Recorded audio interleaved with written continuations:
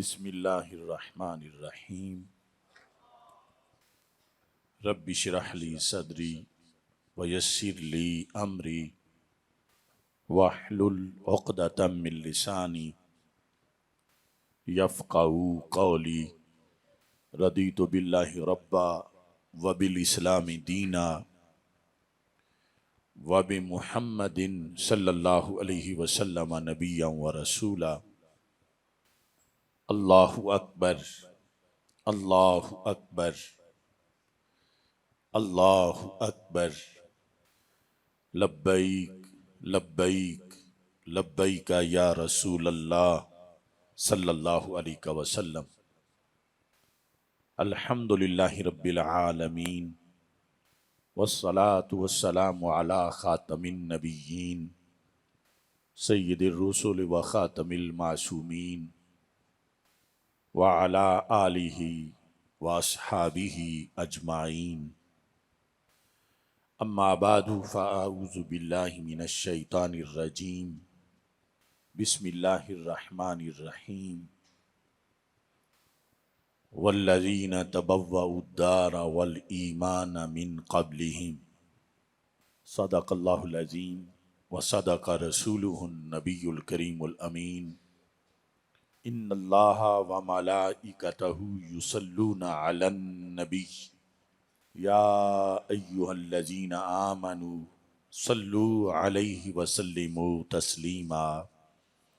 الصلاۃ والسلام علیک یا سیدی یا رسول اللہ وعلی آلک واصحابک یا سیدی یا حبیب اللہ۔ الصلاۃ والسلام علیک یا سیدی یا خاتم النبیین وعلی آلک واصحابک یا سیدی یا خاتم المعصومین۔ مولاي صل وسلم دائما ابدا علی حبیبک خیر الخلق کلہم، منزہ عن شریک فی محاسنہ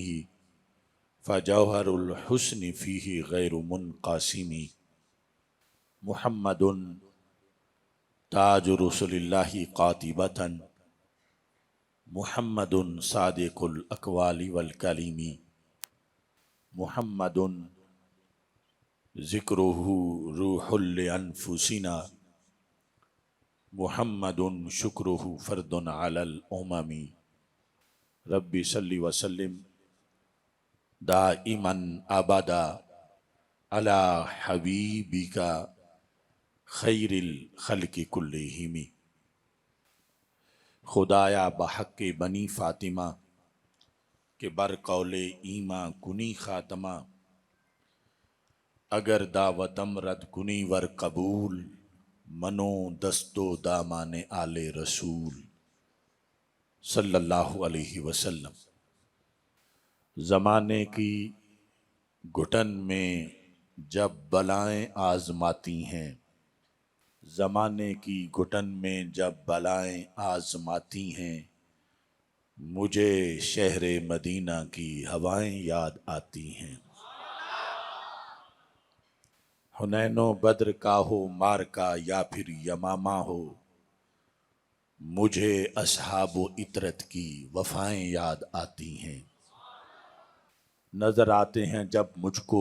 بھکاری بادشاہوں کے، مجھے میرے نبی کی سب عطائیں یاد آتی ہیں۔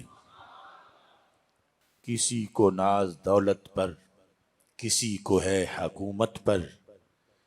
مجھے میرے نبی کی سب دعائیں یاد آتی ہیں۔ ذکر کرتا ہوں جب انسانی آنکھوں کی ترقی کا، مجھے اصحاب نبوی کی نگاہیں یاد آتی ہیں۔ بیان کرتے ہیں واعظ جب گل و گلزار جنت کا،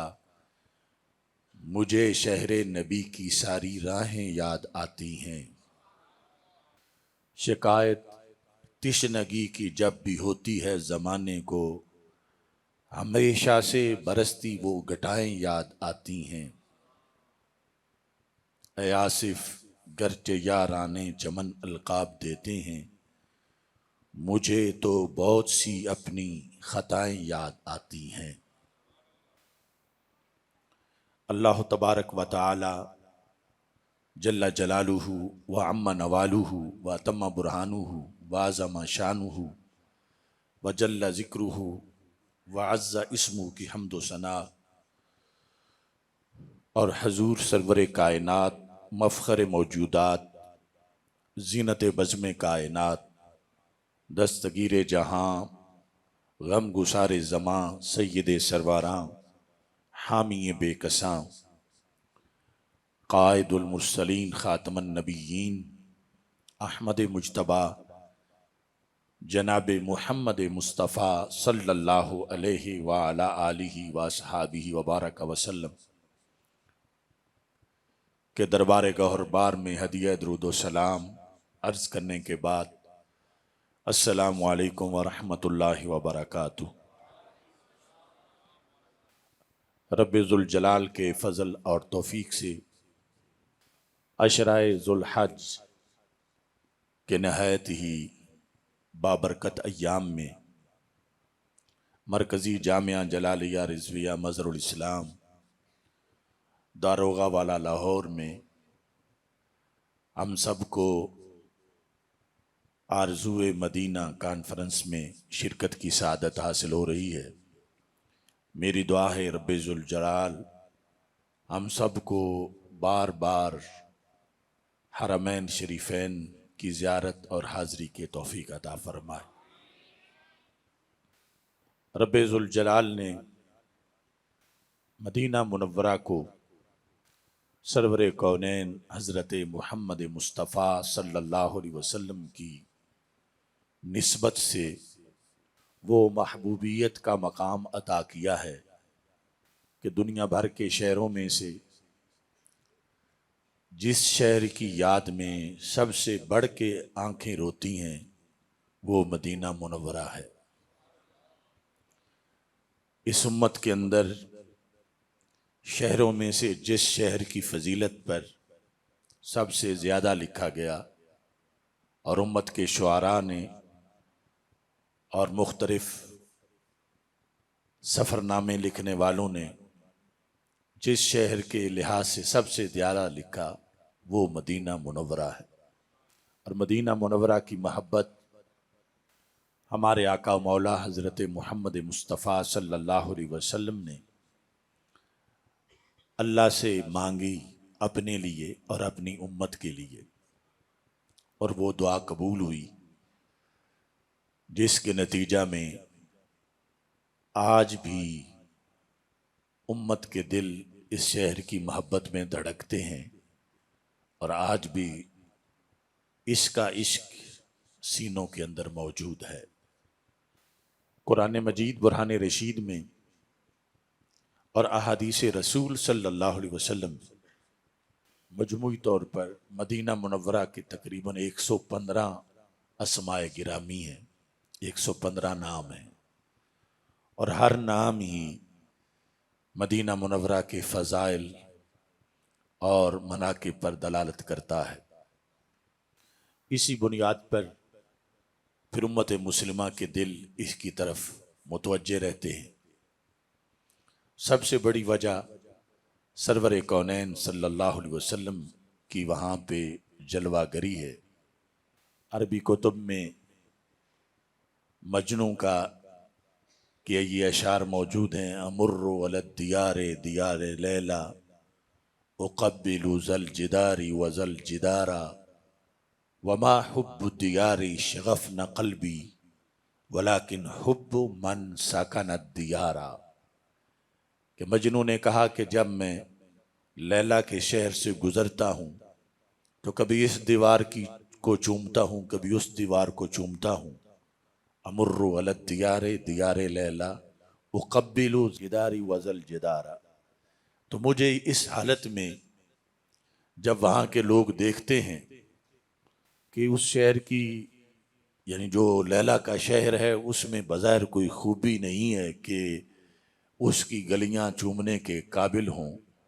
لیکن میرا ایک تصور ہے وما حب الدیار شغفن قلبی، ان در و دیوار کی محبت نے میرے دل کے اندر ڈیرا نہیں لگایا، ولیکن حب من سکن الدیارا، کہ کبھی جو یہاں پہ رہا کرتی تھی اس کی محبت نے مجھے اس شہر کا گرویدہ بنایا۔ تو بلا تشبیہ و تمثیل سرور کونین حضرت محمد مصطفیٰ صلی اللہ علیہ وسلم کی مدینہ منورہ کے اندر جو ابدی جلوہ گری ہے، اس جلوہ گری کی وجہ سے امت مسلمہ کے دلوں میں اس شہر کا بہت بڑا مقام ہے، اور اس شہر کی خاطر اس کی زیارت کے لیے اس کی یاد میں لوگ تڑپتے ہیں اور اس سے گناہ جھڑتے ہیں۔ قرآن مجید برہان رشید میں رب ذوالجلال نے مدینہ منورہ کے بارے میں فرمایا، والذین تبوؤا الدار والایمان من قبلہم، وہ لوگ جنہوں نے دار میں اپنی رہائش اختیار کی، تبوؤا الدار، دوسرا والایمان، جن لوگوں نے ایمان میں اپنا گھر بنایا۔ تو یہاں پر دار بھی مدینہ منورہ کے ناموں میں سے ایک نام ہے، اور ایمان بھی مدینہ منورہ کے ناموں میں سے ایک نام ہے، یعنی مدینہ منورہ کا نام ہی ایمان ہے قرآن مجید میں۔ اور وہاں جو مہاجرین سے پہلے مسلمان انصار موجود تھے، تو اللہ تعالیٰ نے فرمایا کہ یہ وہ لوگ ہیں جو پہلے سے ہی ایمان میں اپنا گھر بنائے ہوئے ہیں، چونکہ مکہ مکرمہ میں آ کر وہ اسلام قبول کر چکے تھے بہت سے لوگ۔ تو مدینہ منورہ کی یہ شان ہے کہ وہاں چپا چپا، گلی گلی، محلہ محلہ، اس پر اللہ نے لفظ ایمان بولا، اور اس میں جانے والے ایمان میں جاتے ہیں، ایمان میں رہتے ہیں، اور وہاں پر رہنے والے کو رب ذوالجلال جو جزوی طور پر یا ہمہ وقت رہتا ہے، اللہ اس کو اپنے انوار و تجلیات عطا فرماتا۔ ہمارے آقا صلی اللہ علیہ وسلم جب مکہ مکرمہ سے ہجرت کرنے لگے تو رات کو اندھیرے میں مکہ مکرمہ سے جب باہر نکلے تو پلٹ پلٹ کے مکہ مکرمہ کو دیکھا، اور یہ لفظ بولے، ما اطیبا کے من بلدۃ واحب الی،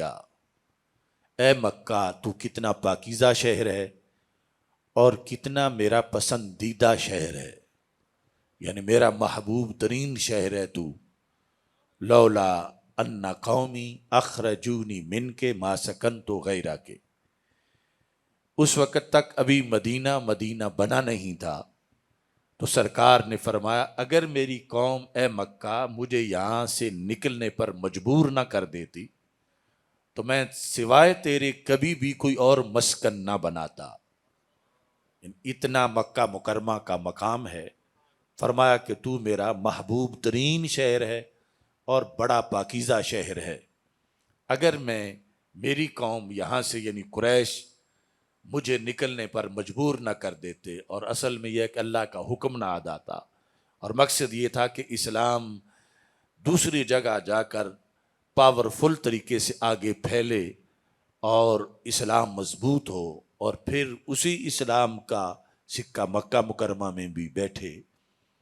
تو یہ ہجرت کے وقت رسول اکرم صلی اللہ علیہ وسلم نے اپنے جذبات کا اظہار کیا مکہ مکرمہ کے بارے میں۔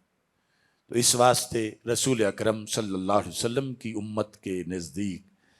مکہ مکرمہ بھی محبوب ترین شہر ہے، چونکہ ہمارے آقا صلی اللہ علیہ وسلم نے اس کو محبوب ترین شہر فرمایا۔ لیکن مدینہ منورہ جب ہجرت کر کے پہنچے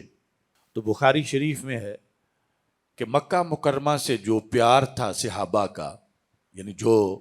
مکی زندگی میں کلمہ پڑھ چکے تھے اور ساتھ تھے،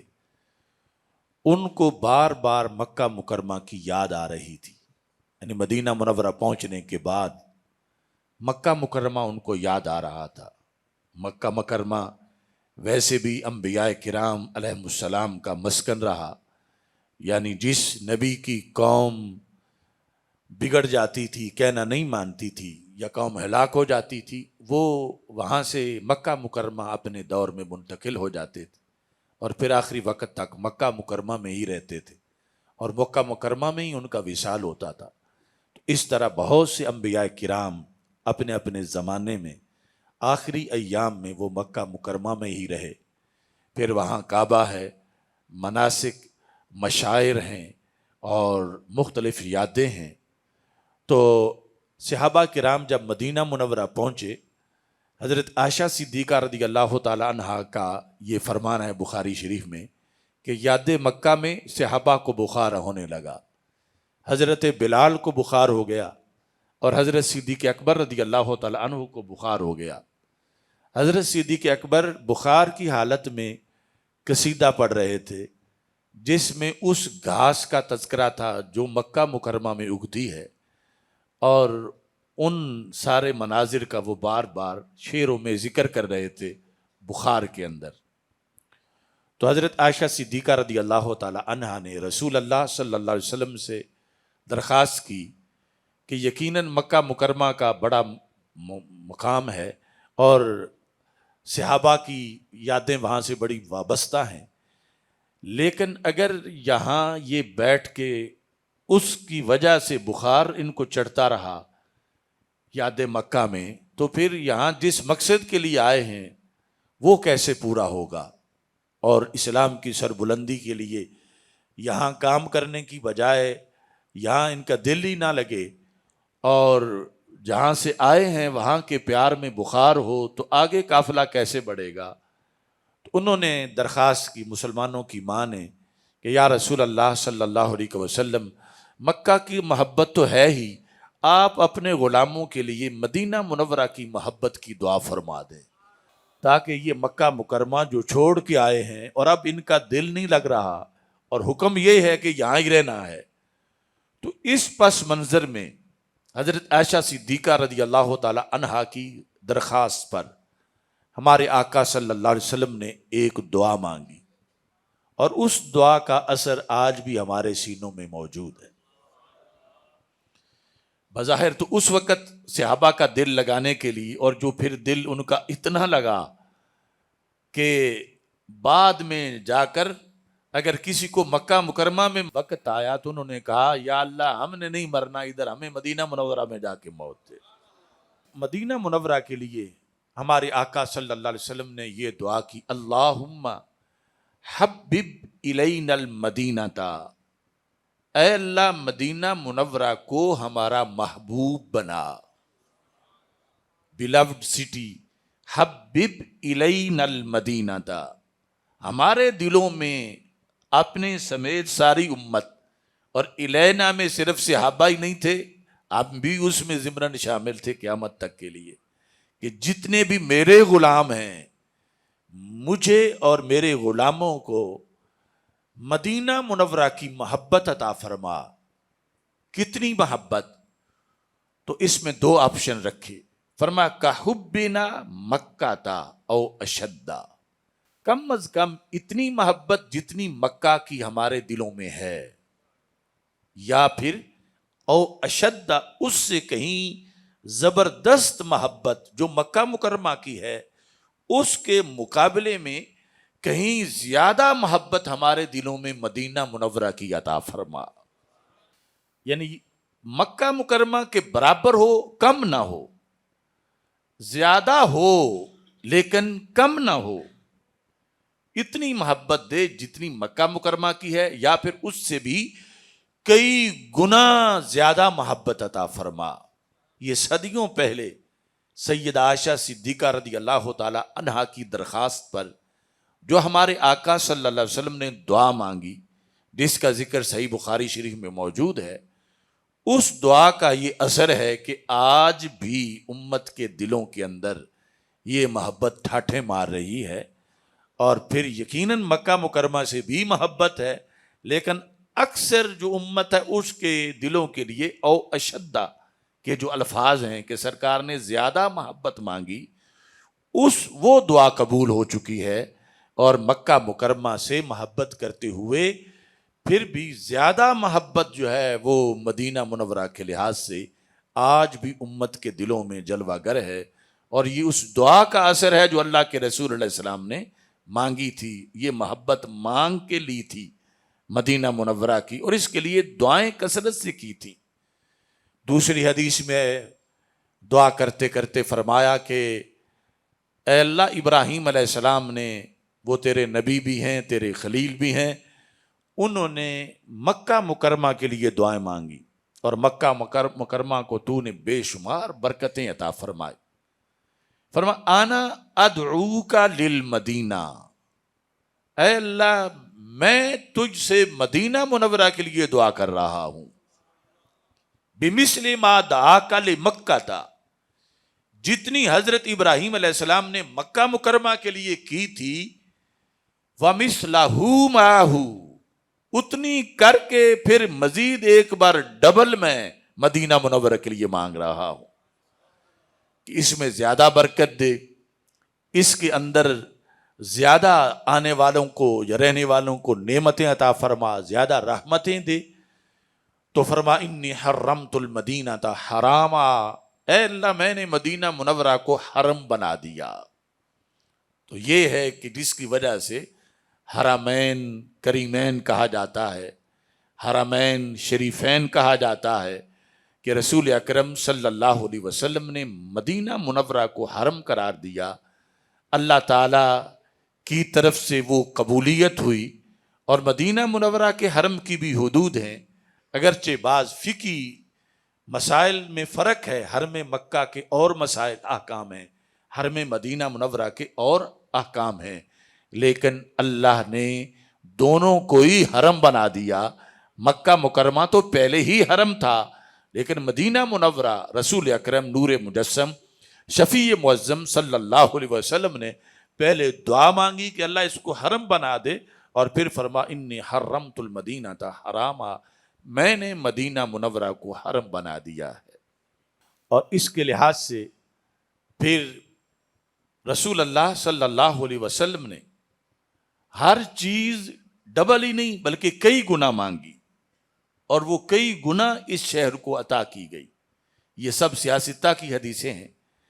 ہمارے آقا علیہ السلام نے فرمایا اللہم اجعل بالمدینہ ضعفی ما جعلت بمکہ من البرکہ، اے اللہ جتنی تو نے مکہ مکرمہ کو برکتیں دی ہیں، اس سے کئی گنا زیادہ مدینہ منورہ کو عطا فرما۔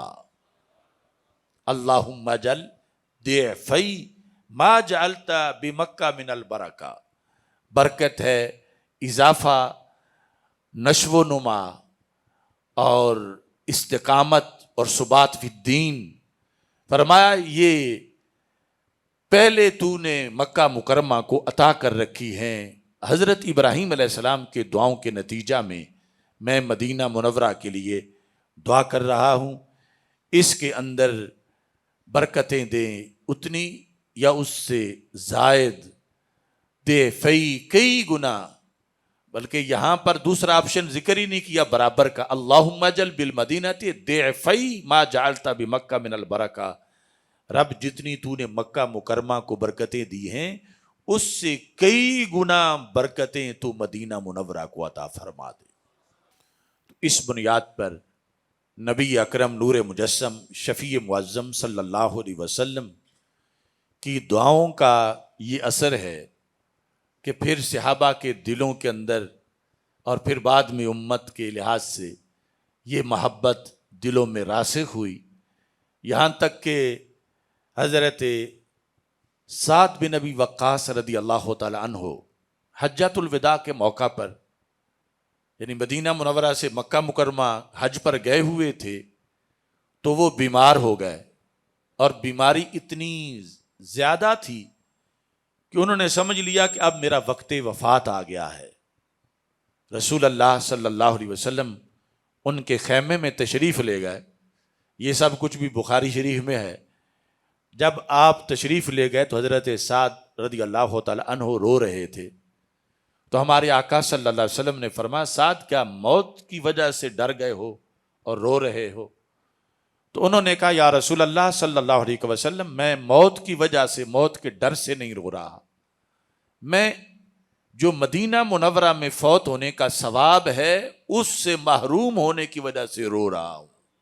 کہ ہمارا رب نے گریڈ بڑھایا تھا کہ ہمیں مکہ سے مدینہ منورہ پہنچایا تھا۔ مدینہ منورہ ہمارا دار ہجرت ہے، جہاں ہم مکہ مکرمہ سے ایڈوانس ہو کے پہنچے تھے۔ اب مرنے کا وقت آیا ہے تو میں پھر واپس لوٹ کے مکہ مکرمہ آ گیا ہوں۔ اس مکہ سے تو رب نے ہمیں ترقی دے کے مدینہ منورہ پہنچایا تھا، تو میں چاہتا تھا کہ میری موت وہاں آئے، لیکن اب جو حالات پیدا ہو گئے ہیں، میں تو سارے حج کر کے چلے جائیں گے، میں یہی فوت ہو جاؤں گا اور مکہ مکرمہ میں ہی رہ جاؤں گا۔ مدینہ منورہ میں جینے کا بھی ثواب ہے اور مرنے کا بھی ثواب ہے، تو مجھے وہ ثواب نہیں ملے گا۔ اب دیکھو دعا کا اثر، پہلے مدینہ منورہ میں دل نہیں لگ رہا تھا، اب کہتے ہیں مرنا ہے تو وہ بھی مدینہ منورہ میں مرنا ہے۔ وہ دعا اتنی قبول ہو گئی تھی۔ تو یہاں پر اب جو رسول اللہ صلی اللہ علیہ وسلم نے جب یہ بات سنی تو فرمایا ابھی تو تمہارے مرنے کا وقت ہی نہیں آیا۔ یہ نگاہ نبوت دیکھو، فرمایا ابھی تو تمہارے مرنے کا وقت نہیں آیا، اللہ تمہاری وجہ سے بہت سی قوموں کو فائدہ پہنچائے گا جو تمہارے کہنے پہ کلمہ پڑ جائیں گے، اور تمہاری وجہ سے بہت سی قوموں کو نقصان ہوگا کہ جو تمہاری دعوت پہ کلمہ نہیں پڑھیں گے۔ تو یہ 10 ہجری کی بات تھی جب سرکار نے فرمایا۔ ان سعد کی، حضرت سعد کو اس وقت ایک ہی بیٹی تھی، ان کے بیٹے سارے بعد میں پیدا ہوئے جو اس حدیث کے راوی ہیں، جن کو یہ انہوں نے خود اپنے بیٹوں کو بتائی کہ تم میں سے تو کوئی بھی نہیں تھا اس وقت، میری ایک ہی بیٹی تھی، میں اس کی وراثت کا حکم سرکار سے پوچھ رہا تھا، اور سرکار نے فرمایا ابھی تو مرنے کا وقت نہیں آیا۔ تو 56 ہجری تک یہ زندہ رہے حضرت سعد بن ابی وقاص۔ ان کے ذریعے سے پھر اسلام آگے عراق سے ایران تک اور ایران سے بلوچستان تک پہنچا، اور ان کی وجہ سے یہ جو آتش پرست تھے ان کے ٹھکانے جو ہیں وہ چور چور ہوئے، اور ایمان اور یقین کی فتوحات آگے پہنچی۔ تو رسول اللہ صلی اللہ علیہ وسلم کی یہ خبر بھی سچ ثابت ہوئی کہ تمہارا ابھی مرنے کا وقت نہیں آیا، ابھی اللہ تمہاری وجہ سے بہت سی قوموں کو فائدہ ہو دے گا۔ جتنے بھی دارہ اسلام میں اس سائٹ پہ داخل ہوئے ان میں حضرت سعد کا باقاعدہ حصہ ہے ان کے ایمان میں، اور ان کی آگے جو زندگی میں تقوی و پرہیزگاری ہے، اور دوسری طرف کفر کا ملیا میٹ آپ نے ان کو کیا۔ تو یہ تھا اس دعا کا نتیجہ جو رسول اکرم صلی اللہ علیہ وسلم نے مانگی تھی، اور صحابہ پھر اتنی محبت ان کے دلوں میں آ گئی کہ حضرت فاروق اعظم رضی اللہ تعالی عنہ آپ یہ دعا مانگا کرتے تھے، اللہم ارزقنی شہادتاً فی سبیلک واجعل موتی ببلد رسولک، اے اللہ مجھے اپنے رستے میں شہادت دے مگر میری موت مدینہ منورہ کے اندر ہو، شہادت بھی ملے اور مدینہ منورہ میں ملے۔ واجعل موتی ببلد رسولک، تو اس حد تک یعنی یہ محبت سرایت کر گئی کہ جینا بھی مدینہ منورہ میں ہو اور شہادت بھی مدینہ منورہ میں۔ حضرت سیدنا عثمان غنی رضی اللہ تعالی عنہ جو حج کے موقع پر ہی معصور تھے مدینہ منورہ میں، اور پھر ذوالحج میں ہی آپ کی شہادت ہوئی، تو آپ سے یہ تجویز پیش کی گئی آخری وقت میں کہ 3 رستے ہیں ان کی بدولت آپ بچ سکتے ہیں، یا تو فوج کو حکم دو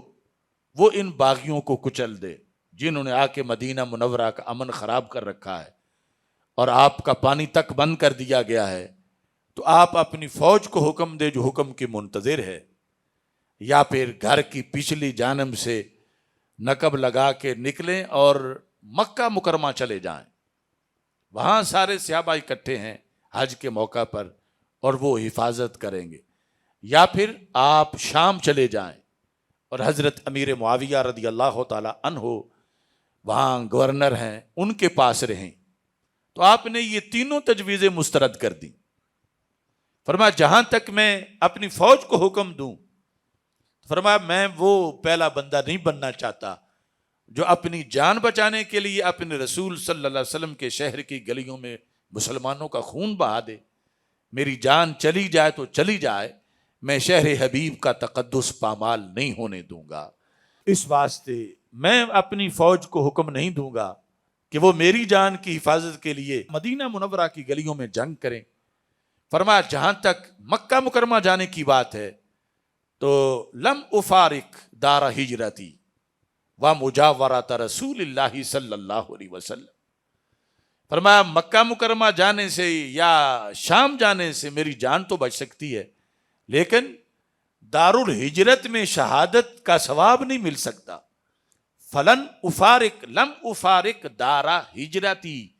فرمایا ٹھیک ہے، مکہ مکہ ہے، شام شام ہے، حشر شام میں بپا ہوگا اور آخری وقت میں سب اہل حق شام میں اکٹھے ہو جائیں گے، قیامت برپا ہوگی حدیث شریف کے مطابق۔ لیکن فرمایا یہ مدینہ میرا دار الہجرت ہے۔ فلم افارق دار ہجرتی لن افارق، ہرگز میں اپنے دار ہجرت کو نہیں چھوڑوں گا۔ ومجاورات رسول اللہ صلی اللہ علیہ وسلم، میں رب کے رسول کا قرب چھوڑ کے نہیں جا سکتا۔ مجاورت قرب، یہ اللہ کے رسول صلی اللہ علیہ وسلم کا مجھے یہاں پر قرب حاصل ہے، اس قرب میں شہادت میں بھی مٹھاس ہوگی۔ وہاں جائے کہ مکہ مکرمہ میں زندہ رہوں، شام میں زندہ رہوں، مجھے اس سے زیادہ یہ پسند ہے کہ میں اس شہر میں شہید ہو جاؤں جس میں ہم ہجرت کر کے آئے ہیں، اور اللہ کے رسول علیہ السلام جہاں جلوہ گر ہیں، جن کے پڑوس میں میری شہادت ہوگی تو مجھے اس میں بھی مٹھاس میسر آئے گی۔ تو یہ اس دعا کا نتیجہ تھا کہ مشکل سے مشکل حالات کے اندر بھی ان لوگوں نے اپنے لیے شہادت کی دعائیں مدینہ منورہ کے لحاظ سے مانگی، اور پھر امت کے اندر یہ محبت سرایت کر گئی۔ صحابہ کرام رضی اللہ تعالی عنہم رسول اللہ صلی اللہ علیہ وسلم کے وصال کے بعد جہاں بھی تھے وہ حاضری دینے کے لیے رسول اللہ صلی اللہ علیہ وسلم کی دہلیز پہ پہنچتے اور وہاں آ کر اپنی محبتوں کا نذرانہ پیش کرتے۔ وہ حضرت بلال رضی اللہ تعالیٰ عنہ ہو، حضرت عبداللہ بن عمر رضی اللہ تعالیٰ عنہ ہو، یا دیگر صحابہ، ان میں کسی سے بھی یہ مروی نہیں ہے کہ وہ صرف مسجد نبوی میں نماز پڑھنے آئے ہوں اور سرکار کی دہلیز پہ انہوں نے حاضری نہ دی ہو۔ حضرت ابو ایوب انصاری رضی اللہ تعالیٰ عنہ جو میزبان رسول صلی اللہ علیہ وسلم ہیں، اور پھر بعد میں ترکی میں چلے گئے اور وہیں ان کا وصال ہوا قسطنطینیہ میں۔ مروان کا زمانہ تھا، اس نے دیکھا کہ کوئی شخص رسول اللہ صلی اللہ علیہ وسلم کے روضہ پاک پر حاضری دے رہا ہے، اور حاضری کیسے دے رہا ہے؟ وادیان وجہہ اور جبہتہ علی قبر رسول اللہ صلی اللہ علیہ وسلم، اس نے اپنا چہرہ اور اپنا ماتھا اللہ کے رسول علیہ السلام کی قبر منور کے اوپر رکھا ہوا تھا، اور اس وقت 4 دیواریں باہر نہیں تھیں، صرف ایک حجرہ ہی تھا، حجرہ عائشہ صدیقہ رضی اللہ تعالیٰ عنہ، اور اس کا دروازہ کھلا تھا اور باہر والے کو نظر آ رہا تھا کہ اندر کوئی بندہ ہے۔ تو مروان نے کہا اتدری ما تفعل او ما تصنع، تم جانتے ہو کہ تم کیا کر رہے ہو؟ اسے پتہ نہیں تھا کہ اندر کون ہے۔ تو آپ نے اندر سے جو حاضری دے رہے تھے انہوں نے کہا نعم، میں جانتا ہوں میں کیا کر رہا ہوں۔ اس کے نزدیک یہ غلطی تھی، آگے ہو کے اس نے دیکھا تو یہ حاضری دینے والا کون شخص تھا جو اپنی پیشانی اور اپنا چہرہ روضہ رسول قبر رسول صلی اللہ علیہ وسلم پہ رکھے ہوئے تھا۔ تو یہ مسند امام احمد بن حنبل اور دیگر کتابوں میں مستدرک للحاکم وغیرہ میں موجود ہے۔ جب مروان نے دیکھا فَإِذَا هُوَ ابو ایوب الانصاری رضی اللہ تعالیٰ عنہ،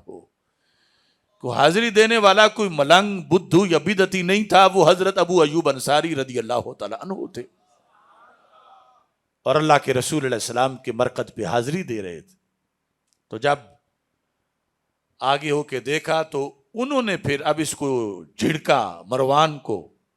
اور یہ لفظ بولے کہ جئت رسول اللہ صلی اللہ علیہ وسلم ولم آت الحجر، کہ میں کسی پتھر کے پاس نہیں آیا، میں اللہ کے رسول علیہ السلام کے پاس آیا ہوں۔ وہی عقیدہ جو آج بھی اہل حق کا ہے۔ کچھ تو کہتے ہیں کہ وہاں ہے ہی کچھ نہیں، معاذ اللہ مار کے مٹی میں مل گئے ہیں، لیکن صحابی رسول، میزبان رسول حضرت ابو ایوب انصاری رضی اللہ تعالیٰ عنہ نے مروان کو کہا، جو اس وقت گورنر مدینہ تھا بنی امیہ کی طرف سے، فرمایا جئت رسول اللہ صلی اللہ علیہ وسلم، میں اللہ کے رسول علیہ السلام کو ملنے آیا ہوں، میں ان کے پاس آیا ہوں، اور میں کسی پتھر کے پاس نہیں آیا۔ تو یہ یعنی صحابہ کرام رضی اللہ تعالی عنہم کی محبت کا انداز ہے، جو ان سے پھر آگے تابعین، تبع تابعین اور پوری امت کی طرف پہنچا۔ حضرت صلاح الدین ایوبی رحمۃ اللہ علیہ نے ان کے پاس مدینہ منورہ کے گورنر کا ایک تحفہ آیا، اور وہ تحفہ کیا تھا؟ کھجور کے پتوں کا پنکھا تھا، اور اس پہ لکھا ہوا تھا کہ اے صلاح الدین ایوبی، مدینہ کے گورنر نے لکھ کے بھیجا کہ میں تجھے ایک ایسا تحفہ بھیج رہا ہوں جو آج تک تجھے تو کیا تیرے باپ کو بھی کسی نے نہیں دیا ہوگا۔ تو جب اس نے دیکھا تو وہ تو کھجور کے پتوں کا پنکھا تھا، تو اسے غصہ آیا کہ یہ کون سا سونے کا پنکھا بھیجا ہے اس نے، کہ کہتا ہے کہ تجھے تو کیا تمہارے باپ کو بھی نہیں ملا ہوگا۔ تو جو قاصد تھا اس نے کہا کہ کچھ بولنے سے پہلے اس پنکھے پہ جو لکھا ہے وہ پڑھ لو۔ تو اس پر 3 شعر لکھے ہوئے تھے عربی کے اندر، وہ جب پڑھے حضرت صلاح الدین ایوبی رحمۃ اللہ علیہ نے تو چوم کے پنکھے کو سر پہ رکھا اور کہا واقعی یہ وہ تحفہ ہے جو آج تک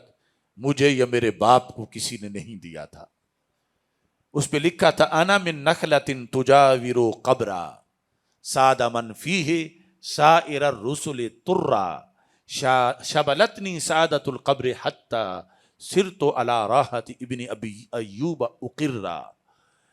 انا من نخلۃ، میں پنکھا ہوں ان پتوں کا جو پتے ہیں اس ٹہنی کے، جو ٹہنی ہے اس کھجور کی جو اللہ کے رسول علیہ السلام کے روضہ پاک کے پاس اگنے والی ہے۔ انا من نخلۃ، میں اس کھجور سے ہوں، تجاورو، جو مجاورہ ہے، جو پڑوس میں رہتی ہے، قبرہ، ایسی قبر کے پاس اگنے والی ہے، سادہ من فیہ، کہ اس قبر میں جو ہستی ہے وہ سردار ہے، سیادت کی انہوں نے، کس کی؟ سائر الرسل ترا، عام انسان تو عام رہے، وہ سارے نبیوں کے بھی سلطان ہیں، سارے نبیوں کے سلطان کی جو قبر ہے اس کے ساتھ جو اگنے والی کھجور ہے، اس کھجور کی ٹہنی کے پتوں کا میں بنا ہوا پنکھا ہوں۔ شبلتنی سعادت القبر، مجھے عام مٹی نے اپنی نمی سے پروان نہیں چڑھایا، مجھے اس مٹی نے پروان چڑھایا ہے جو اس قبر شریف کے ساتھ ہے، کہ جس قبر کی مٹی عرش سے بھی افضل ہے، جو پیکر رسول کو چومنے والی ہے۔ تو مجھے یہ فیض ملا ہے، اور پھر اے صلاح الدین ایوبی، مجھے تیری راحت کے لیے مقرر کر دیا گیا ہے کہ تو نے جو فتوحات کی ہیں تیرے لیے میری رحمت کے ہواؤں کا اہتمام ہو۔ تو یہ دیکھ کر اب ان لوگوں کا کتنا عقیدہ خوبصورت تھا۔ صلاح الدین ایوبی نے یہ نہیں کہا کہ یہ بدعتی شعر لکھے ہیں اور یہ بدعت ہے، کیا پڑا ہے اس میں، بلکہ وہ صحیح العقیدہ جرنیل تھے، انہوں نے چوما پنکھے کو اور سر پہ رکھا اور کہا واقعی یہ وہ تحفہ ہے جو آج تک مجھے کسی نے بھی عطا نہیں کیا تھا۔ شاعر مشرق ڈاکٹر محمد اقبال نے جب بلاد اسلامیہ پر اشعار لکھے بانگ درا کے اندر، تو سب سے زیادہ اشعار مدینہ منورہ کی شان میں لکھے۔ وہ زمین ہے تو مگر اے خواب گاہ مصطفیٰ، دید ہے کعبے کو تیری حج اکبر سے سوا۔ وہ زمین ہے تو مگر اے خواب گاہ مصطفیٰ، رسول اللہ صلی اللہ علیہ وسلم کے آرام کرنے کی جگہ، سرکار کی خوابگاہ، سرکار کے سونے کی جگہ، اے مدینہ منورہ تو کون ہے؟ وہ زمین ہے تو مگر اے خوابگاہ مصطفیٰ، دید ہے کعبے کو تیری حج اکبر سے سوا. کہ لوگوں کا حج اکبر تو کعبہ میں ہوتا ہے، لیکن کعبے کا حج اکبر اے مدینہ تیری دید میں ہوتا ہے. یعنی یہ اس بر صغیر کا ایک شاعر جو ہے اس کا بھی مزاج ہے. وہ زمیں ہے تو مگر اے خوابگاہ مصطفیٰ، دید ہے کعبے کو تیری حج اکبر سے سوا. تجھ میں راحت اس شہنشاہ معظم کو ملی، جس کے دامن میں اما اقوام عالم کو ملی. کہ جس ہستی کے دامن میں ساری قوموں کو امان ملی ہے، اے مدینہ منورہ تیرے اندر اس شہنشاہ معظم کو راحت ملی ہے. اور خاتم ہستی میں تابندہ مانند نگین، اپنی عظمت کی ولادت گاہ ہے تیری زمین. اقبال نے کہا کہ اگر ساری کائنات کو ایک انگوٹھی قرار دیا جائے تو اس انگوٹھی کا جو نگینہ ہے وہ مدینہ ہے. خاتم ہستی، کائنات کی انگوٹھی، ایک اس کا رنگ ہے وہ ساری کائنات میں. خاتم ہستی میں تاباں کہ انگوٹھی جو کائنات کی ہے اس کے اندر چمکنے والا مانند نگین، نگین کی طرح. وہ کون ہے؟ مدینہ منورہ ہے. اپنی عظمت کی ولادت گاہ تیری زمین. فرما مسلمانوں کی جتنی بھی عظمت ہے، حضرت صدیق اکبر رضی اللہ تعالیٰ عنہ سے لے کر آخری مسلمان تک، اس کی ولادت گاہ، مولد، پیدائش کی جگہ وہ مدینہ منورہ ہے. رسول اللہ صلی اللہ علیہ وسلم کا مولد مکہ مکرمہ ہے، اور امت کو جتنی عظمتیں ملی ان کا مولد، ان کی جائے ولادت مدینہ منورہ ہے. کہ وہاں سے اٹھنے والی کرنوں نے ذروں کو آفتاب بنایا اور کانٹوں کو گلاب بنایا اور عظمتیں بخشی. اور اسی عظمت کا ایک حصہ پاکستان ہے جو مدینہ منورہ کا نظریہ ہے. اس نظریے کو پیش نظر رکھ کے بر صغیر کے مسلمانوں نے جد و جہد کی. وہ نظریہ، اس کے پیش نظر 3 صدیوں کی جد و جہد کے بعد پاکستان مارز وجود میں آیا. یہ امریکہ کی کالونی نہیں ہے. آج کچھ بابو اور ملحد لوگ اس کو اس نظر سے دیکھتے ہیں کہ جیسے عام شہروں اور عام ملکوں جیسا کوئی ملک ہوتا ہے. یہ ختم نبوت کا فیضان ہے، اور یہ مدینہ منورہ کے فیض کی ایک جھلک ہے.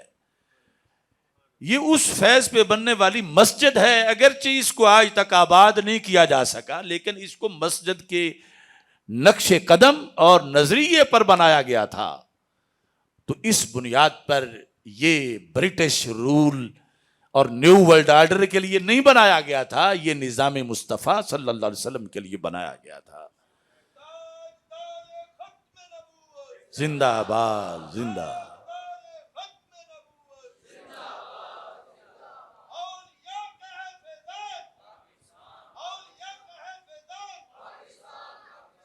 تو مدینہ منورہ کی تجلیات کا یہ مسکن، یہ ہم پہ قرض ہے کہ ہم اس مسجد کو آباد کریں، اس میں نظام مصطفیٰ صلی اللہ علیہ وسلم کی جماعت کرائیں. یہ سرکار کا جو دیا ہوا مشن ہے اس کے مطابق اس میں فیصلے ہوں اور اس میں قرآن و سنت کا راج ہو. آج دیکھو جو ملک بنا ہی ختم نبوت کے فیضان پر ہے، اس ملک کے اندر معاذ اللہ قادیانیوں کو ایوارڈ دیے جا رہے ہیں جو ختم نبوت کے غدار ہیں اور ہر وقت اسلام اور مسلمانوں اور پاکستان کے خلاف جو سازشوں میں مصروف ہیں، جن کا سب سے بڑا مرکز یہود کے تل ابیب کے اندر بنا ہوا ہے. وہ قادیانی بگھوڑے، ان کو اس ملک میں ایوارڈ دیے جا رہے ہیں. ہمارا مطالبہ ہے کہ اس قسم کے سارے خرافات ان پر پابندی لگائی جائے اور ایسے ایوارڈ جو ہیں وہ واپس لیے جائیں. اور یہ وقت جو عشرہ ذوالحج کا وقت ہے، اس کے لحاظ سے ہم سب کو اس میں مزید عبادات کا اہتمام کرنا چاہیے اور خصوصاً 10 ذوالحج کو سنت ابراہیمی اور سنت محمدی علی صاحب الصلاۃ والسلام کا مکمل طور پر اہتمام کرنا چاہیے۔ اللہ ہم سب کا حامی و ناصر ہو۔ وآخر دعوایا ان الحمد للہ رب العالمین۔